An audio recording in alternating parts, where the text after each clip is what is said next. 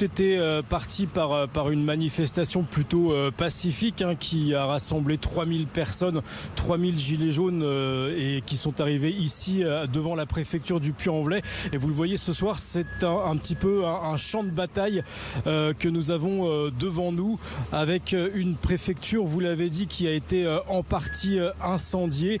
Et on va vous montrer l'étendue des dégâts. Voilà l'aile droite de la préfecture quand on se trouve en face de la place du Breuil, ici au Puy-en-Velay, a été complètement ravagée par les flammes. Alors comment on en est arrivé là? Eh bien, c'est monté en tension.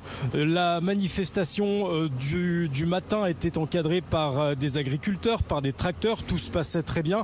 Et lorsque ces tracteurs sont partis, eh bien, des groupes de casseurs ont pris les commandes de la manifestation et sont allés à l'affront, ont poussé les grilles de la préfecture, sont rentrés dans la cour et ils ont été au contact direct des policiers et des gendarmes. Il y a eu de nombreux échanges.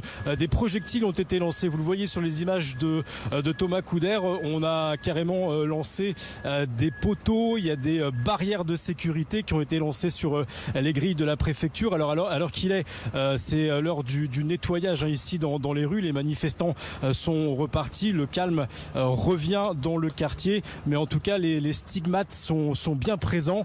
Le préfet de la Haute-Loire tout à l'heure est venu constater les dégâts à l'extérieur. Il n'a pas encore souhaité s'exprimer publiquement. Il y a aussi un bâtiment administratif qui a été endommagé par donc des cocktails Molotov qui ont été lancés par les manifestants.